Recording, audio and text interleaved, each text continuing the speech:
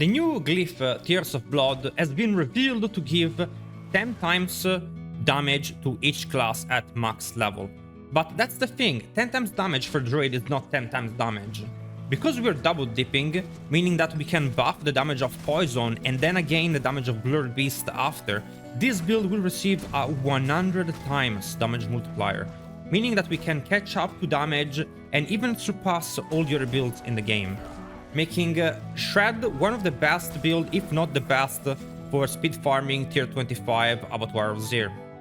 Let's go over some of the changes I've made to the build, starting with the addition of Inexorable Will Ring, which is extremely overpowered under one condition, being played with Stormclaw. And now we're gonna go over and see how this interaction makes two things that are quite frankly underwhelming into something truly worth having in the build. After you've pulled every enemy like this, now look how many numbers we have on the screen. Oh. Shouldn't each enemy be hit once? No. Stormclaw will create a lightning effect around the target you've hit. If that target hits 10 enemies, it's gonna be 10 numbers, 10 damage. Now, each of those 10 enemies also will hit all the other enemies 10 times. If I pull 20 enemies, each of the 20 enemies will proc Stormclaw, which means that it's very similar to the reason why Barber was so powerful. And it is one of the core things I've decided to build my build around, which is the interaction of pulling enemies and then Stormclaw. Now, Stormclaw specifically is not a great aspect, as it only does 30% damage and it's not multiplicative like other things for the build. And what I mean with multiplicatively is that it does not double dip. It will only increase your damage by 30%. But because this damage is now AoE around the target, then you can hit 20 targets and 20 targets can hit 20 targets. So in a way we are not really double dipping, but we are creating, I would say, a Barber effect type of deal. So that is the combo we're gonna be going for with the Inexorable Will and the Stormclaw aspect. So this is gonna be something I've added to the build. I think it's really powerful. This is not the only thing that the Inexorable Will does for us though. Now, look at what happens now. I'm gonna pull all the enemies together, use my Poison Creeper, and then dash through the enemies. And my Poison Creeper is back off cooldown. The same thing also happens if the mobs are packed together and then you use your Shred. Why is that? That's because when enemies are all packed like that, your ability to crit increases, as you will be hitting more enemies at the same time. This activates your pack leader boon more consistently. This means that our build is now way more consistent than before, and we are allowed to play without rabies. Instead of rabies, we can play Cyclone Armor, which makes the build a lot tankier. Unfortunately, this was kinda hidden to me, because Hunter Zenith is an incredibly strong item, and I used to play with Hunter Zenith because it provided massive amount of survivability, but I do believe that the ability to pack the enemies together and result to your Poison Creeper, plus being able to create a Barber effect with Stormclaw is ultimately a better option for the build. I know that a lot of you guys are very sweaty, and you know that Inexorable Will is not gonna do much on bosses. So, how do we get the build to do a little bit more damage on bosses? Very easily you can change one of your rings, the Inexorable one, for 40% more damage. Also, on bosses, generally they deal less damage than mobs in the dungeon, so you can also go for a more offensive setup with T-Bolt's Will. And of course we can change your boots. Either case, you're always gonna have 15k armor in both setups. You lose armor from pants, you gain it from the boots. Plus, if you do not have Undead Visage, getting capped armor is even easier because you get a rare elm with armor anyway or disobedience anyway. So this would be a boss setup, and yeah, you just go apply your poison.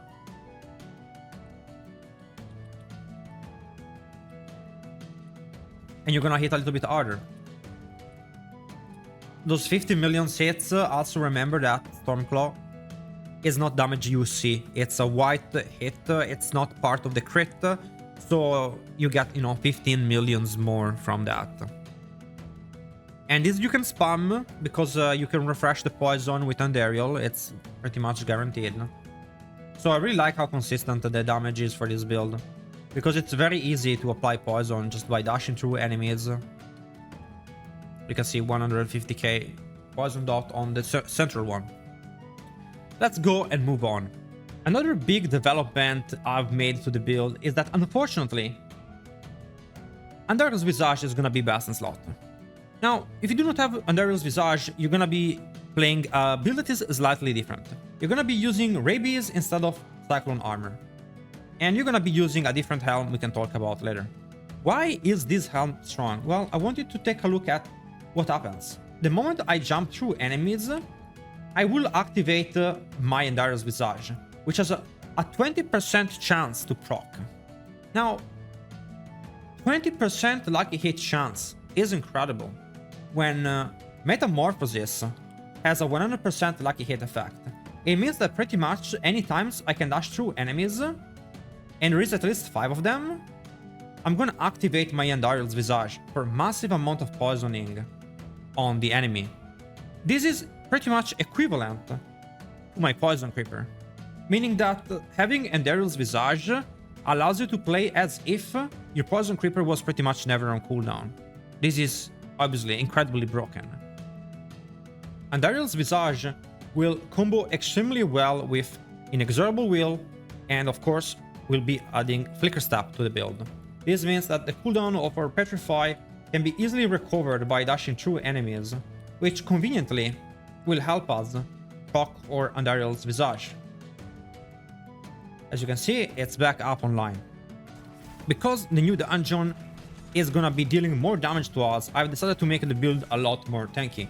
This means losing Thibault's Will in favor of running a rare pair of pants, which is gonna help us reach that 5000 armor cap almost that you're gonna be needing for the new dungeon.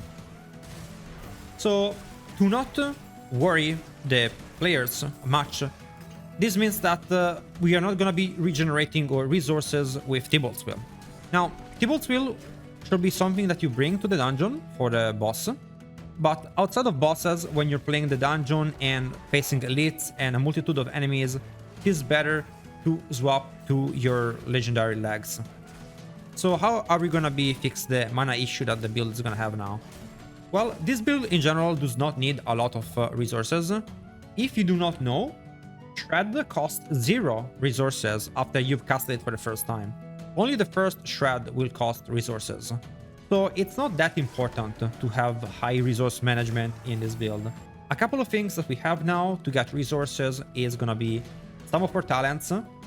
So we're gonna have Clarity in the build. We are also gonna be playing with Supreme Petrify, which is not actually necessary because as you can see right now, I do not have Thibault's Will. So I can easily keep my mana up just playing without it anyway. No problem whatsoever. I'm not getting any kills with Petrify, and I don't have any resource issues, as you can see. That's because my pets are recovering a lot of my resources, and also crits will help me regenerate resources thanks to one of our legendary node, which is Lust for Carnage. To add more help to our resource generation, let's take a look at one of our vampiric power, which is gonna be Feed the Coven. 10 primary resources when your pets are gonna hit. It's a lucky hit effect, but it's really high. And of course, we're also gonna be using some Paragon board stuff. We are gonna be adding to the build Inner Beast, which reduces the cost of your Shred. But also, of course, we're gonna be keeping on the build Lust for Carnage, which restores 2 resources every time you crit. I've also finished testing all the stats in the game and see what double dips and what does not. So a bunch of things have been removed, stats have been changed. For example, ranks to Shred does not increase the damage of Blood Beast, but instead core skill damage does, so this has been kept. Ranks to Shred have been removed. And that is weird, but there's a lot of things like that, too many to go over it. But every stat had to be changed and tested because some of them will double dip and some of them will not double dip. So now my understanding of the build is complete. I can finally push the final version for it, for everyone to play and enjoy. Let's start going over the build from the vampiric powers. The first thing I want to talk about is Prey on the Weak not being multiplicative. It's additive damage, but still, the ability to apply vulnerability is important for us, as Shard does not have any other way to do that, and it's still 20% damage and then 20% damage again because we're double dipping, so still strong. We have Sanguine Brace, so the 8% crit chance is really strong. The Fortify also is really powerful, so we'll be keeping that. Feed the Coven is amazing, as the ability to regenerate resources is incredible. On top of that, the 10% damage is multiplicative for both Blood Beast and or poison sources. Next, we have, of course, Metamorphosis, which is bugged or not bugged, but the lucky hit chance is 100%, meaning that it allows us to proc our Andariel's Helm very easily. If there is 5 mobs and you dash through them, you're gonna get a ton of poison. More mobs, more poison. OP as hell. Next is Flowing Veins. This is a 60% dot damage, which is not double dipping, but still a 60% damage multiplier is nothing to scoff at. It's also very easy to activate by jumping through enemies with Metamorphosis, utilizing the Flicker Step plus Petrify combo. Let's go and talk about our Spirit Boons. We're gonna go for Masochist, as CBS does not work. We're gonna go for Pack Leader for Poison Creeper. And we're gonna go for HP plus crit chance as our boons, and then of course damage reduction. Going over the abilities, we're gonna start by the end, which is gonna be Earth's Strength. It's 25% damage to poison, and then again Blood Beast, it's double dipping, very powerful. Of course, we're gonna be using Heightened Senses for the DR bonuses it provides, and then Petrify. I'm gonna go all the way to Supreme Petrify for the Spirit generation. I find this to be very powerful and very useful when not fighting against bosses. If I'm fighting bosses, then I usually just change my pants to T-Bolt's Will, so I lose defense, but I gain damage. And I also change my boots to have Ghost Walker for bosses, as I do not really need the Flicker Step for the boss. Keep going, we're gonna have, of course, and Venom is now maxed out to 6 because I'm also using it on the Amulet. I believe it to be the superior choice due to the double dipping effect it has on Andariel's Visage. 1 rank in Toxic Claws, as we do not really care about the poison coming from Shred. It's very low. We're gonna have slow on Neurotoxin and 1 level in all the pets. I like the Fortify on the pack. It's working very well against bosses. I'm also getting the mana from Clarity. I'm getting full ranks on Poison Creeper, and also more duration on Poison Creeper. The poison still very powerful, and Call of the Wild just give us more poison. Poison Creeper is still a huge part of our build, even if you play with Andariel Visage. If you do not play with Andariel Visage, then it's even more of a part of your build. I'm playing with Vigilance, max ranks on Fortitude for defense, and I play with Cyclone Armor. The build version without Andariel Visage takes the points off Cyclone Armor and simply puts them on Natural Rabies. This is because now you need it, as you do not have a second source of poison when Poison Creeper is down. This makes clearing a lot easier. Next, we're gonna be moving on, and we have 1 rank in Shred. Ranks in Shred does not increase the damage of Blood Beast, meaning that it's completely useless to us. This is just a delivery method, and we don't really care about it. But we take Primal Shred to have more dashes in our arsenal. Coupled with Digit Great Gate, as the move speed is quite important with the crit chance. Worth noting that this build now has a lot less move speed, as it is Abattoir of Azir ready, meaning that somehow, somewhere, you need to get more armor, and I've decided that cutting move speed is probably the best way to go about it, since I do not really know if the damage is gonna scale or not. I didn't want to take the build making it too squishy. Just lower move speed. If mobs really have billions and billions of HP, moving quickly between packs is not a problem, as killing the packs will take minutes anyway. At least that's what they told us. Now, Wild Impulses is 15% increased damage to curse skill, which you might think it does not work if Ranks to Shred does not work. No, you are wrong, because Blizzard is inconsistent and it's full of those things in the build. Plenty of things work, plenty of things that should work do not work. And unfortunately, the only thing you can do is just follow the build brain dead unless you want to run your own test, as if you do not follow the build, likely it is that you're gonna use things that you think double dip and they will not. And it's too many to go over it. Literally, I had to test the entire game for the build. We have Claw with one rank in Enhanced Claw, doesn't really matter. The Paragon board is something you probably do not care about. I will just mention two things and then you can copy the rest. Inner Beast, after shape-shifting, not shape-shipping, that's drop-shipping. Inner Beast, 30% mana cost. Keep it up, because there is also other things in your build that when you shape-shift, you get buffs. So every 5 seconds, try to change your form. Second thing is that one glyph will be different. So instead of having Guzzler or another glyph, if you're playing the version without Andariel, I'm gonna have 2 different links for it, then you're gonna play Wilds, because Wilds increase the damage of your minions. Instead, something like Guzzler is more indirect and it is less damage to Creeper, but also buffs your Andariel. Meaning that in a build with Andariel, you don't wanna play Wilds, because Wild does not increase Andariel. And so on and so on. Welcome to my basement. Let's go over some ways that you can play this build as. So, multiple training dummies. The combo would be to utilize Petrify first. The mobs would group up together, and you would dash through them and apply Curse and Vulnerability through them.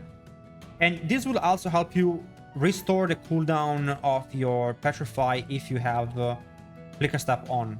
As you can see, just a couple of dashes, and then my Petrify is back up. Spam this bad boy. So we said we're gonna group up the enemies with Petrify, dash through them with Metamorphosis to apply Vulnerability, apply or Poison Creeper, and then start dashing through the enemies. That is the basis of the combo. Would you use your Ravens ever? Yeah, if the enemies are really tanky, as we think they're gonna be, after you Petrify, you can apply your Ravens. This is gonna give you more crit chance, and more crit chance means you're gonna have a more likelihood of refreshing your Poison Creeper, which is nothing to scoff at. The Rabies is something I would use when my Poison Creeper is down. It's like a failsafe. Let's go and do some single target training. So let's pretend we are on bosses. On bosses, I like to not run my Petrify combo with Flicker Step, because it's only one mob per second. It's not a lot of cooldown reduction you get. And I prefer to just play T-Bolts with Ghost Walker on the boss. I like to have my item swap for the boss. Ideally, you can also run Circle of Retaliation instead of having Stormclaw, because on single target, it's not very useful. I'd rather have 40% damage than 30% damage. It's very similar, but it's still 10% more damage. And if the new dungeon is super duper uber hard, and you know, those small changes can be something to know and do. So on the boss, same thing, boom. And then you just remember to dash through them and take your distance every time, as you only do the big burst of poison damage if you're distant enough from the enemy. Dash through it once in a while, you get your Andariel off. And also you're gonna proc your T-Bolts. And that's pretty much all there is to it. Okay, let's dive into the gear a little bit. So I've decided to not run T-Bolts. I only use T-Bolt for bosses, because bosses do less damage than all the minions you find in the dungeon. So you can switch things out. So for bosses, I take out the Flicker Step, because, you know, Flicker Step on one mob, it kinda doesn't do anything. And I just use a rare boots with more move speed to dodge stuff and play T-Bolts, more damage. That's kind of the deal I do for bosses.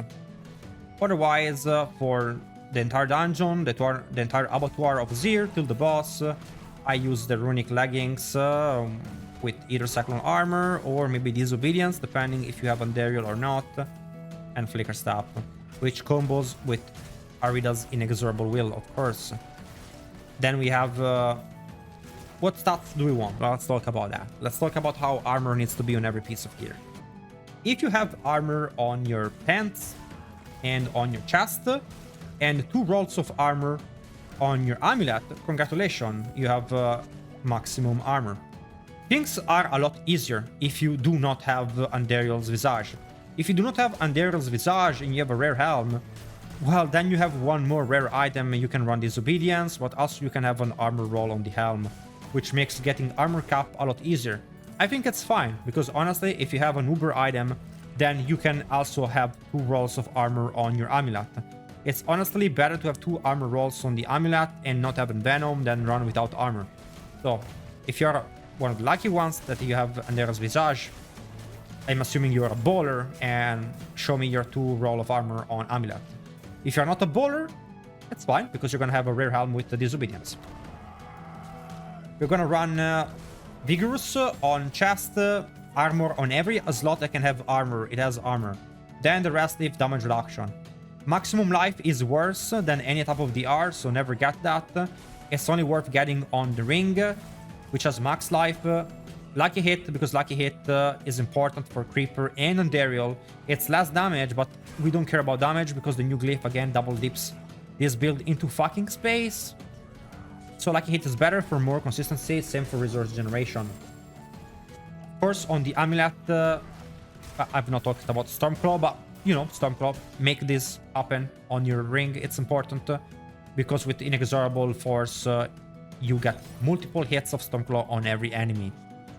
For the amulet, we're gonna run with Shepard. Very obvious. I always run Shepard here. Now I have Venom, and you can see that I have damage reduction instead of move speed. Why? I don't know. I think maybe the dungeon is gonna be really hard. And if it's not, then get move speed. But I think it's gonna be super tanky kind of deal. So, gloves. Interesting. I don't have any ranks to Shred. I mentioned it before, but Shred does jack shit for us. So, willpower, attack speed, crit chance, lucky hit, best stats. We have the Stampede aspect here. It's good. Run it. It combos well with the Shepard. It gives us massive amount of damage. Neither of those things double dip. They only dip once, but they have very large multipliers. Well, in fact, actually, you can say that Stampede double dips as your Poison Creeper damage and also having more companions is a way to double dip. The weapon.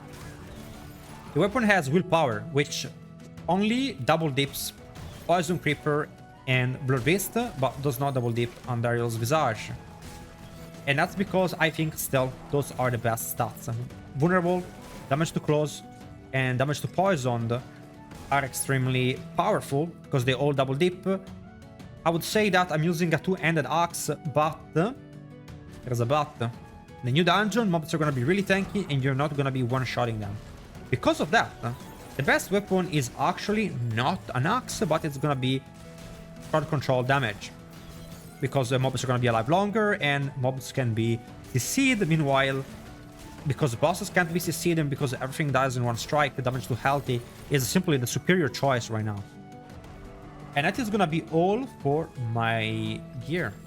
Hope you guys have enjoyed the video, and I will see you in game.